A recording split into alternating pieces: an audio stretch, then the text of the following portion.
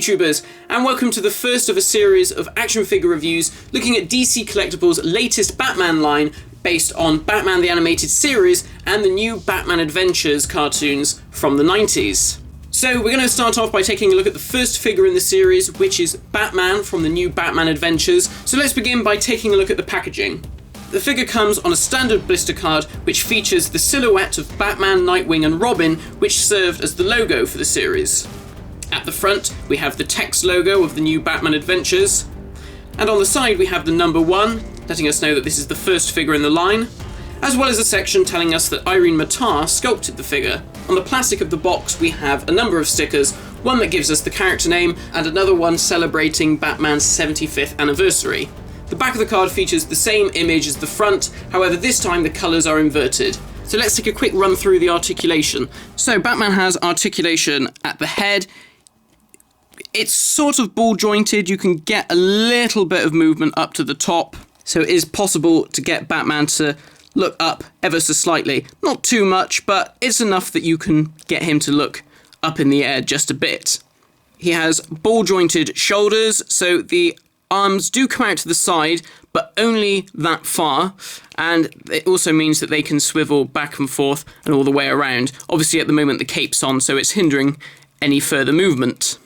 The elbows are also ball jointed, so they can swivel on the spot, but also pivot up and down. He also has wrist articulation, so they can do 360 degrees, and again, like the elbows, they have the ability to pivot back and forth. He also has articulation at the waist. There's no ab crunch articulation, which I'm glad about because if you had that there, that nasty seam, I think it would have really taken away from the look of the figure.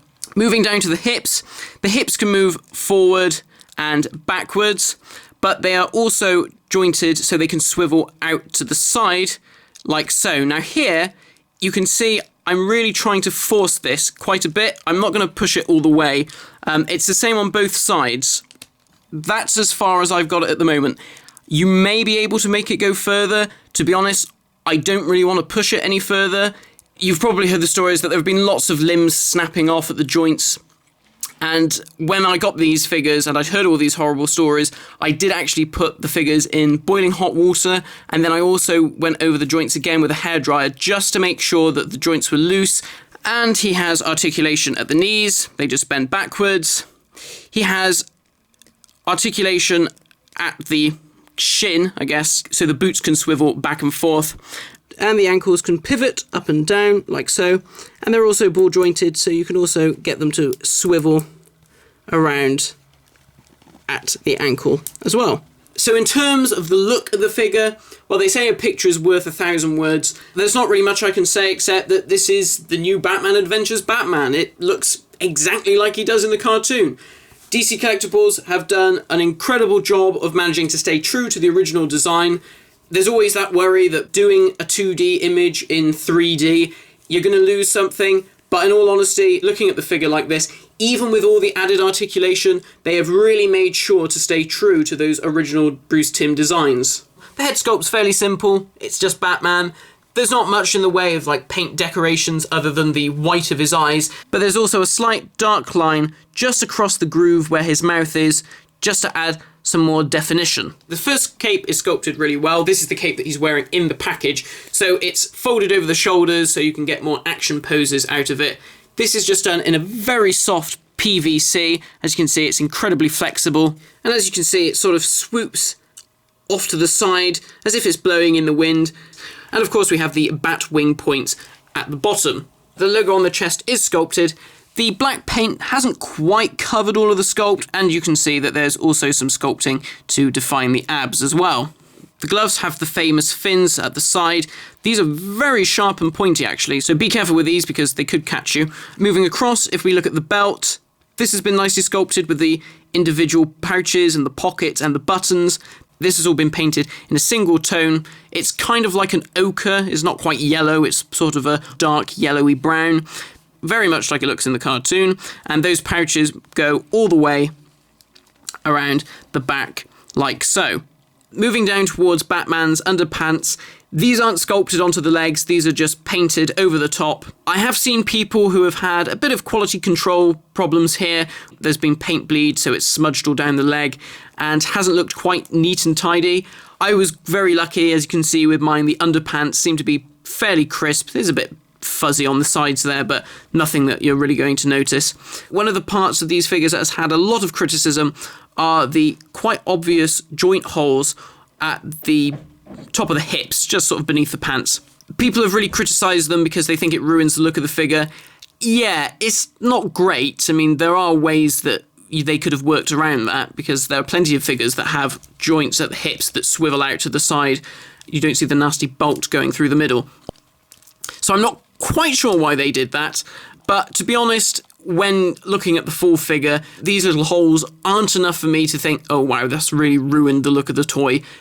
It looks amazing regardless of that. So it's a tiny nitpick, but to be honest, I can easily overlook it. And then at the bottom, we've got a pair of black boots, and they just point at the top like so. So another cool thing about these figures is that they do come with a load of accessories. Again, something that isn't very common with DC Collectibles figures. So the first thing we have is another cape, which is this one. So I'll just quickly show you how this works. The head just pops off very easily, like so. The cape comes off. As you can see, you've got a very long neck piece here with this ridge across the top. And while the cape is off, I'll just show you what the figure looks like at the back. As you can see, it stays very true to the angular design of Bruce Timm's artwork. And then for the other cape, you just simply slip this over the top and then clip Batman's head back on. This requires a bit of force, so I may not be able to do it on camera at this funny angle. Oh no, there we go. And it's on. And so here's Batman in a more stoic pose when he's just sort of stood on a rooftop brooding or just talking to someone, rather than the other cape, which is more for when he's in a fight or something. I really like this cape. I like the way it falls over his shoulders and sort of really closes him in. Obviously, because of that, you don't get much movement, but you still can get quite a bit. It's not too bad. Obviously, you're not going to be able to lift his arm right up, but you can still move it enough that you can get him into sort of, I don't know, fairly good fighting poses. That's pretty poor at the moment, but you can see what I mean. It's not that it completely hinders his movement. Now, the figure comes with a variety of different interchangeable hands, each sculpted in a different way to hold different things. So the first hands that the figure comes packaged with are just clenched fists, like so. Very simple for when you want him throwing a punch. But some of the other hands, well, it's almost like he's got too many hands for not enough accessories, because you have the simple Batarang, just a fairly simple sculpt, one solid piece of black plastic. What they have done, which is nice, is you can see they've sculpted in a little mark there, and that's because in the cartoon these Batarangs would fold up and he'd flick them and they'd come out and then he'd throw them. Obviously at this scale you couldn't actually hinge the Batarang because it would just fall apart or snap straight away. So that's a nice touch that they've kept that in. So you can hold that in a variety of different hands. So this is a slightly more open one, and that clips in like so. He also comes with his grappling gun, which, like the Batarang, this is the later design. It did change along with the redesign of Batman. And what I really like what they've done here is the fact that you can take the top off. There's no string or anything, which would have looked naff anyway. But this is nice because now you can pose Batman as if he's fired the grappling gun. Again, now he can't really hold this too well. If we take one of these other hands, it just about clips in, like so. Again, look, I mean, it's not brilliant by any means. So I guess you could just have it as if he's just taking it out of his utility belt, or, I don't know, doing something with it. But so that you can actually pose him properly, there actually is a right hand where it's been sculpted in. As you can see, the fingers wrap around the middle of the grappling gun, like so. That's how he always held it. I'm glad that they didn't try and do that with a separate hand, because those fingers probably would have snapped off trying to get the grappling hook into the hand. So this was a really nice idea that they had it sculpted in. And like the other version, you can take the top of the grapple off. So that's really cool, but it does seem to be a lot of hands that don't really have much to do. I think I would have preferred to have seen more sort of batarangs, maybe exploding batarangs, or the handcuffs, or anything like that, but I'm sure we'll see some of those accessories later down the line with different figures. Now, when it comes to the interchangeable hands, this is something that's really simple to do, but there has been a few cases of the pegs actually snapping in the wrist socket, which is something that we would all like to avoid because we don't want to be buying these figures and bits breaking off. So what I did was I took a small screwdriver and I just put it in the gap of the wrist and I just widened the hole slightly. I think in some of the cases I may have made the hole slightly too big because now some of the pegs feel a bit loose inside the socket. However, saying that, some of the wrist pegs are obviously not all the same size because some of them still feel like they're struggling to fit in. So it is something that I would advise maybe just widening the socket, or you could even use some sandpaper to just sand down the peg itself. And like I said, it's very simple. It just goes in, whoops, and it just clicks in like so. And as a final accessory, the figure comes with this very nice display stand. The stand is made up of a white base with a clear plastic rod and a plastic clasp to go around your figure's waist or around the leg, depending on how you want to pose your figure. And the rod is fully retractable, so you can put it as high or as low as you want, and it can clasp as tight as you want it as well. And the design on the base features the original turnaround art used by the production team when producing this animated show. Now, I've seen some people who aren't so keen on this. They would have preferred it to be black or have the logo on it. Personally, I really like this. I think it's great because it really shows the transition that is made between the 2D art to the 3D sculpt. So I really like this. I think it's a really great idea. And finally, the figure also comes with this little poster which features the Batman Animated Series logo and the New Batman Adventures logo. And on the other side, we have a checklist of all the figures coming out in the first 3 waves. And it says under each of the names which episodes the character comes from. So in this case for Batman, it comes from the episode Mean Seasons. Here it's actually down as Mean Season, but that's a typo.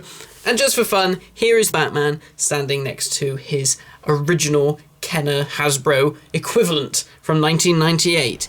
So, final thoughts on this figure. Well, as you can see, it doesn't actually need the display stand to stand up.